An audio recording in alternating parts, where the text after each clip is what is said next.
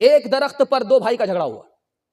बड़े भाई का कहना था ये मेरा दरख्त है, छोटे भाई का कहना था ये मेरा दरख्त है। एक दरख्त में दो भाई का झगड़ा, वो झगड़ा घर में हल नहीं हुआ, अदालत में चला गया।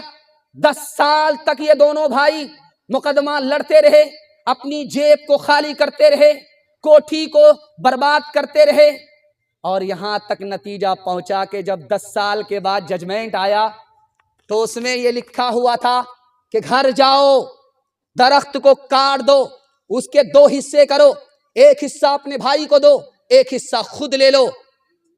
ये लोग लड़ करके इतने तबाह हो चुके थे, जेब में दरख्त कटाने तक का पैसा नहीं था।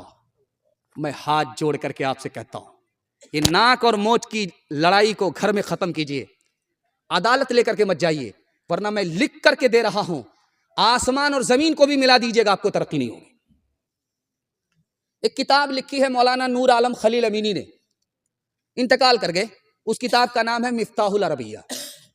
उस किताब में लिखा है 2 भाई का किस्सा। मिस्र के 2 भाई थे। जब तक माँ बाप जिंदा थे चूल्हा एक था, माँ बाप का जैसे इंतकाल हो गया चूल्हा अलग हो गया। जब दोनों ने खेती की, गेहूं की खेती, दोनों ने आधा आधा करके बांट लिया। 50 बोझे एक भाई के हिस्से में, 50 बोझे एक भाई के हिस्से में। एक भाई कुंवारा था, दूसरा भाई शादीशुदा था। जब बांट करके ये भाई अपने घर आए तो बड़े भाई को ख्याल हुआ, यार मैंने अपने छोटे भाई के साथ अच्छा नहीं किया, बराबर बराबर बांट लिया, अच्छा नहीं किया, बढ़ा करके देना था, उसको शादी करनी है, घर बसाना है। एक मोमिन का दिल दूसरे के लिए आईना होता है, खरबूजा खरबूजे के लिए रंग पकड़ता है। जैसे इसके दिल में ख्याल आया, यही ख्याल दूसरे भाई के दिल पर मुंतकिल हुआ। उसने कहा, यार मैंने अपने भाई के साथ इंसाफ नहीं किया, बराबर बराबर बांट लिया, बढ़ा करके देना था। अब दोनों ने तरकीब निकाली, करें तो क्या करें, बांट करके तो आ गए बराबर, बढ़ा करके कैसे दें। तो बड़े भाई को समझ में आया कि जब अंधेरा होगा चुपके से अपने घर से निकलूंगा, अपने हिस्से के बोझे को उठाऊंगा, चुपके से अपने भाई के हिस्से में डाल दूंगा, उसका हिस्सा बढ़ जाएगा, उसको पता भी नहीं चलेगा, मैं अपने दिल को सुकून पहुंचा करके वापिस आ जाऊंगा। यही ख्याल बेनही दूसरे भाई के दिल पर उतरा, उसके दिल में भी यही तरकीब आई। जब सब लोग अपने इरादे के मुताबिक अपने अपने हिस्से को उठा करके दूसरे भाई के हिस्से में डालने लगे, वही बोझा पलट करके इधर आ रहा है, और इसने अपने हिस्से के बोझे को उधर डाला, वो हिस्सा पलट करके इधर आ रहा है। जब टॉर्च जला करके, मोबाइल की टॉर्च जला करके दोनों ने देखा ये कौन है वो कौन है, तो समझ में आ गया ये मेरा बड़ा भाई है, मेरे हिस्से को बढ़ाने के लिए आया था। इसको समझ में आया ये मेरा छोटा भाई है, मेरे हिस्से को बढ़ाने के लिए आया। उसका दिल भी नेक है, मेरा दिल भी नेक है। तो आज के बाद हम लोग फैसला करते हैं कि चूल्हा भी एक होगा, अलग नहीं होगा। हाथ उठा करके वादा कीजिए, इंशाअल्लाह घर का झगड़ा घर में हल होगा, अदालत में लेकर के नहीं जाएंगे। हाथ उठाइए इंशाअल्लाह। कोई भाई भी तरक्की करेगा उसकी टांग नहीं खींचेंगे, कोई नीचे जाएगा उसकी मदद करेंगे। हाथ उठाइए इंशाअल्लाह। जब मुकदमा हार जाएंगे तब माफ करेंगे। हाथ उठाइए इंशाअल्लाह। खैर माशाअल्लाह, इंशाअल्लाह करते रहिए, हम इन्ना लिल्लाह पढ़ करके चले जाएंगे। मंजिल की धुन में झूमते गाते चले चलो, उजड़े हुए दिलों को मिलाते चले चलो। इंसानियत तो प्यारो मोहब्बत का नाम है, इंसानियत तो प्यारो मोहब्बत का नाम है, इंसानियत तो प्यारो मोहब्बत का नाम है। इंसानियत की शान बढ़ाते चले चलो, इंसानियत की शान बढ़ाते चले चलो। आजाद जिंदगी है तो बर्बाद क्यों रहे, आजाद जिंदगी है तो बर्बाद क्यों रहे, आजाद जिंदगी है तो बर्बाद क्यों रहे। बर्बादियों से दिल को बचाते चले चलो, बर्बादियों से दिल को बचाते चले चलो। औरतों के हवाले से, पर्दे के हवाले से पैगाम सुनाने की जरूरत नहीं थी, लेकिन सुना देता हूं कि मैं मस्जिद में बैठा था, एक बूढ़े आए, कहा कि इस दौर में दौर बदल गया। पहले बहू को लोग नहीं देख पाते थे, जिंदगी भर नहीं देख पाते थे इसी मरगिया में। आज बहू को पूरा बाजार देखता है। वो जो ऑनलाइन सामान बेचने वाला आता है तो उसकी खरीदार औरत ही हुआ करती। सारी औरत घेर लेती है, हाथ दिखाती है, चूड़ी लेती है और साइज दिखा करके कपड़ा ले रही है। दौर बदल गया। इसी मरगिया में बहू को लोग नहीं देख पाते थे, जनाजे में लिपट जाती थी, कफन में लिपट जाती थी, कब्र में पहुंच जाती थी। आज ऑनलाइन सामान बेचने वाला मर्द बता देगा कि फलां की बहू का रंग कैसा है, शक्ल कैसी है, फलां की बहू जवान है कि बूढ़ी है, वो बता देगा। बाहर का आदमी बता देता है। इस घर को आग लग गई घर के चिराग से। और दूसरी बात, हम लोग इतने सियाने हैं कि हम लोग जब मकई की खेती करते हैं तो बहू को लेकर के निकलते हैं मकई काटने के लिए, तैयार करने के लिए। क्यों? पैसा बचेगा। तो पैसा ही बचेगा, तमाशा जरूर होगा। पैसा तो बच जाएगा आपका। आपने घर की औरत को घर में नहीं रखा, चैन से बैठने नहीं दिया मकई के चक्कर में कि उधर पैसा चला जाएगा, नाजायज चला जाएगा। बहू को लेकर के भी चले गए, बेटी को भी लेकर के चले गए, बीवी को भी घर लेकर के चले गए। वो काम आपका था। अल्लाह के रसूल ने अली से कहा, अली तुम बाहर का काम करोगे, फातिमा बाहर का काम नहीं करेगी। फातिमा घर के अंदर का काम करेगी, अंदर की औरत है, अंदर का काम करेगी, बाहर का काम तुम करोगे। हम कैसे मर्द हैं, नबी की सुन्नत के खिलाफ नबी की सुन्नत का जनाजा कैसे उठाते हैं। मकई के टाइम में पैसा कमाना है तो आबरू को नहीं देखा, उठा करके खेत में लेकर के आए। तो आज आबरू का तमाशा होगा कि नहीं होगा। इसलिए आप 3 लाइन का पैगाम आपकी खिदमत में रखने के लिए जा रहा हूं। या आपको शर्मिंदा करने के लिए मैं नहीं कह रहा हूं, मैं आपके घर का बच्चा हूं। मैं आपको शर्मिंदा करके मेरी आबरू का खुद ही तमाशा हो जाए। मैं घर की बीमारी को घर के लोगों के सामने रख रहा हूं। ध्यान से सुनिएगा, तेजी के साथ निकल जाएगा। अल्लाह के रसूल ने हजरत उमर से पूछा, उमर ये बताओ औरत का जौहर क्या है, औरत की सबसे कीमती चीज क्या है।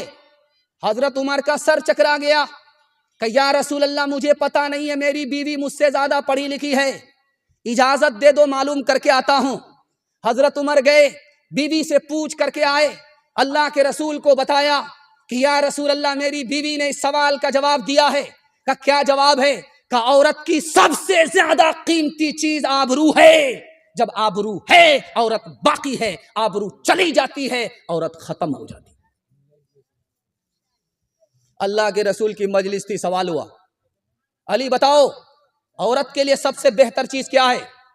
अली के पास जवाब नहीं था। कहा या रसूल अल्लाह इजाजत दे दीजिए, मैं फातिमा से मालूम करके आता हूं, आपकी बेटी है, मेरी बीवी है, इस मसले में वो मुझसे ज्यादा जानकारी रखती है। गए मालूम करके आए, फातिमा ने एक जुमले में जवाब दिया, औरत के लिए सबसे बेहतर यह है वो किसी गैर मर्द को ना देखे, और गैर मर्द के लिए सबसे बेहतर यह है गैर औरत को ना देखे। इससे बेहतर कोई औरत नहीं, उससे बेहतर कोई मर्द नहीं। सुभान अल्लाह। ये जो गुजरात है इसमें कपड़े की मिल होती है, उसमें लाखों करोड़ों मीटर कपड़ा एक टाइम में निकलता है, उस मिल से तैयार होता है। स्कूल में छुट्टी हो गई, लड़कियों को शौक हुआ कि चलो कपड़े की मिल देख करके आते हैं। जब मिल देखने के लिए स्कूल की जवान जवान लड़की आई तो मैनेजर ने कहा कि देखो मशीन देखने से पहले ऐलान सुन लो, मैनेजर का ऐलान सुन लो, जो बुरके वाली लड़की है वो मशीन से अपना कपड़ा बचाए, और जो बेपर्दा लड़की है वो मजदूर से अपना जिस्म बचाए। लड़कियों ने मिल देख लिया, वापस आई तो इस पर तबसरा होने लगा कि मैनेजर ने जो कहा इसका क्या माने मतलब हुआ। तो एक लड़की चालाक थी, उसने कहा जो कपड़े की मिल होती है वो कपड़े को पकड़ती है, इसलिए बुरका वाली औरत से कहा कि कपड़ा बचा करके चलना, कपड़े की मिल कपड़ा पकड़ती है। और जिस बेपर्दा औरत से कहा मैनेजर ने मजदूर से बच करके निकलना, इसका मतलब था कि ये मजदूर घर नहीं गए हुए हैं साल साल से, और ये लोग प्यासे, ये लोग बेपर्दा औरत को पकड़ते। अब औरतों को समझ में आ गया कि आबरू है तो सब कुछ है, आबरू चली गई कुछ नहीं बचा। एक चीज आपके इल्म में आ जाए, आप कहते हैं सोना ज्यादा कीमती होता है, मैं आपसे पूछता हूं कि सोना से ज्यादा कीमती कौन सी चीज है? तो उसका एक जवाब है मोती। मोती सोना से ज्यादा कीमती है। मोती की जो कीमत है वो सोने से ज्यादा है, 10 गुना है, 100 गुना, 1000 गुना है। लेकिन वो मोती कैसे है, सोना से ज्यादा कीमती क्यों है? उसकी वजह लिखी कि उसमें पानी होता है। जब पानी होता है तो मोती सोना से ज्यादा कीमती होता है। अगर वो पानी मोती से निकल गया तो फूटी कौड़ी कोई खरीदने के लिए तैयार नहीं होता। उसी तरह दुनिया की दौलत में ईमान के बाद सबसे ज्यादा कीमती दौलत औरत है। और लेकिन कब? जब उसके अंदर शर्मो हया हो। जब शर्मो हया निकल जाए उस औरत की कोई कीमत नहीं है, वो दुनिया की सबसे बड़ी मुसीबत है। हाथ उठा करके वादा कीजिए इंशाअल्लाह अपने घर के औरत की, ईमान की और आबरू की हम खुद हिफाजत करेंगे। हाथ उठा दीजिए इंशाअल्लाह। बहन से दादा साली पर मेहरबान होंगे, हाथ उठाइए इंशाअल्लाह। खैर, जिनकी साली मर गई है उन्होंने हाथ उठाया है। औरत वो है औरत, औरत वो है वो औरत जिसे दुनिया की शर्म है, जिसे दुनिया की शर्म है। औरत वो है औरत जिसे दुनिया की शर्म है, जिसे दुनिया की शर्म है। संसार में बस लाज ही नारी का धर्म है, नारी का धर्म है। जिंदा है जो इज्जत से, जिंदा है जो इज्जत से वो इज्जत से मरेगा। दुनिया में हम आए हैं तो जीना ही पड़ेगा, जीना ही पड़ेगा। जीवन है अगर जहर तो पीना ही पड़ेगा, पीना ही पड़ेगा। आपके घर में कभी झगड़ा नहीं होगा। मियाँ बीवी के हवाले से पैगाम है, इस पर मैं अपने जलसे को मुकम्मल कर रहा हूँ। यह आखिरी पैगाम है जो आपको सुनाने के लिए जा रहा हूँ। अल्लाह हमारे घर के झगड़े को ख़त्म फरमाए और हमारे टूटे फूटे घर को अल्लाह जन्नत निशा बनाए। ध्यान से सुनिएगा, तेजी के साथ निकल जाएगा। लोग कहते हैं निकाह सुन्नत है, लेकिन एक निकाह हराम भी है। कौन सा निकाह हराम है? तो लिखा, लड़का को निकाह करने से पहले पता है कि मैं निकाह करूंगा, मेरी बीवी घर आएगी, मैं उस पर सितम करूंगा, जुल्म ढाऊंगा। उसको यकीन है शादी से पहले, तो उस लड़का के लिए निकाह करना ही हराम है। बीवी पर जुल्म ढाएं और फिर निकाह करें, यह हो नहीं सकता। यह निकाह सुन्नत नहीं है, निकाह हराम है। निकाह से 3 फायदे होते। पहला फायदा निकाह से यह होता है, जो लड़का गुनाह करता है निकाह के बाद गुनाह से बच जाता है। जो लड़का निकाह से पहले बेचैन होता है, निकाह के बाद उसको घर से बाहर भी सुकून मिलता है, घर के अंदर भी सुकून मिलता है। जो लड़का घर रखता था, दौलत रखता था, लेकिन औलाद की नेमत से महरूम था, शादी हुई 1 साल नहीं हुआ, अल्लाह ने साहिब औलाद बना दिया। निकाह से तीसरा फायदा। एक खास बात सुनिए, निकाह तो माँ बाप बड़ी उम्मीद से करते हैं कि वो जो बहू आएगी वो बेटी से बढ़ करके होगी, लेकिन वो बेटी से बढ़कर क्या होगी? वो बहुत बड़ी मुसीबत होती है, अजाब आती है, अजाब बन करके आती है। ये वजह क्यों है? आने वाली लड़की वो बेटी से भी बढ़ करके होगी। आप मेरी बात को ध्यान से सुनिएगा। जब आने वाली बहू आए तो चूल्हा एक नहीं होना चाहिए, अलग हो जाना चाहिए। आप चूल्हा अलग करके दिखाइए, आपके घर से अजाब खत्म हो जाएगा, झगड़ा खत्म हो जाएगा। अगर आने वाली बहू को आप बेटी से बढ़कर के समझ रहे हैं, लेकिन चूल्हा एक है, वो कभी बेटी से बढ़कर साबित नहीं होगी, बल्कि मुसीबत बनेगी, घर को उजाड़ देगी और माँ बाप को भी घर से बाहर निकाल देगी। अगर आप सुकून चाहते हैं तो चूल्हा अलग कर दीजिए, मैं गारंटी लेता हूं आपके घर से झगड़ा खत्म हो जाएगा। 2 भाई है, एक छोटा है उम्र में, उसकी दाढ़ी सफेद होगी। एक बड़ा है उम्र में, उसकी दाढ़ी अभी तक काली है। छोटे भाई से पूछा अरे तुम उम्र में छोटा हो, 10-10 साल उम्र में छोटे हो, तुम्हारी दाढ़ी कैसे पक गई, तुम्हारे सर के बाल कैसे पक गए? और 10 साल बड़ा तुम्हारा भाई, उसके सर के बाल अभी काले, उसकी दाढ़ी काली, क्या वजह है? उसने जो जवाब दिया, आपके पैर के नीचे से जमीन निकल जाएगी। उसने कहा यार मेरी उम्र छोटी है, लेकिन दाढ़ी इसलिए पक गई कि मेरे घर में मेरी बीवी से रोज झगड़ा होता है। उस झगड़े ने मुझे वक्त से पहले बूढ़ा कर दिया, और उसकी बीवी नेक है, वो नेक है, उसके घर में कभी झगड़ा ही नहीं होता। वो उम्र उसकी ढलती जा रही है, जवान नजर आ रहा है, मेरी उम्र कम है, मैं वक्त से बूढ़ा हो गया, वक्त से पहले बूढ़ा हो गया। हाथ उठाइए, वादा कीजिए, हर काम बीवी से पूछ पूछ करके करेंगे इंशाअल्लाह। खैर माशाअल्लाह, सक पटा रहे हैं लेकिन डिस ब्रेक मार रहे हैं। अल्लाह ने आपको बचा लिया जन मुरीद होने से, जोरू का गुलाम होने से बचा लिया। अल्लाह आपकी हिफाजत फरमाए। एक रास्ता है दौलत का, दूसरा ऐशो इशरत का, दूसरा ऐशो इशरत का, तीसरा झूठी इज्जत का, चौथा सच्ची उल्फत का, चौथा सच्ची उल्फत का। एक रास्ता है दौलत का, दूसरा ऐशो इशरत का, दूसरा ऐशो इशरत का, तीसरा झूठी इज्जत का, चौथा सच्ची उल्फत का, चौथा सच्ची उल्फत का। इस रास्ते से गुजर के देख,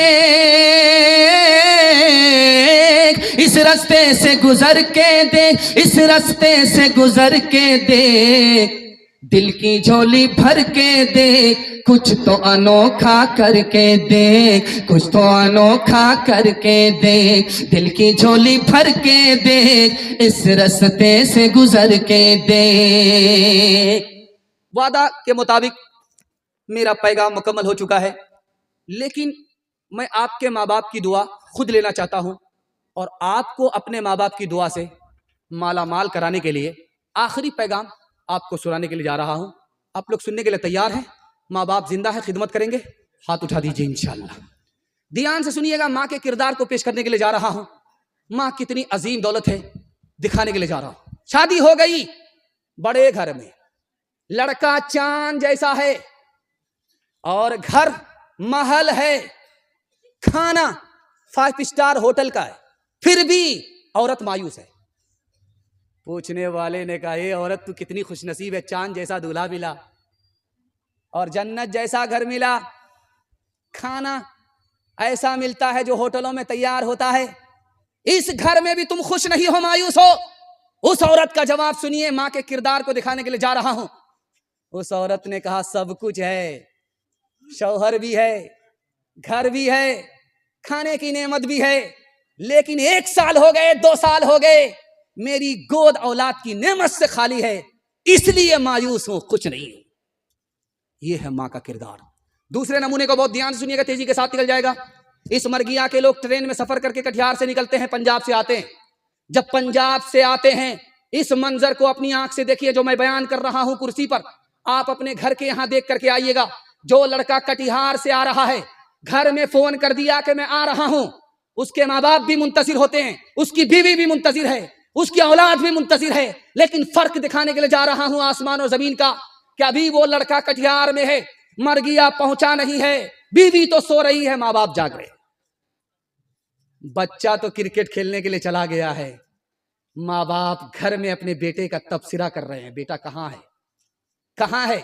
बेटा जब आया तो बीवी ने पोटरी को देखा, बच्चे ने पोटरी को देखा कि पंजाब से बाप क्या लेकर के आया है, शौहर क्या लेकर के आया है। माँ बाप बच्चे के कभी दाढ़ी को पलट करके चेहरा देख रहे हैं, कभी पेशानी को देख रहे हैं कि मेरे बच्चे की अतड़ी में क्या है, खाया है कि नहीं खाया है, मुंह सूखा हुआ है, खून सूखा हुआ है। माँ बाप अतड़ी को देख रहे हैं और हमारी औलाद और हमारी बीवी पोटरी को देख रही है। ये माँ बाप का किरदार है।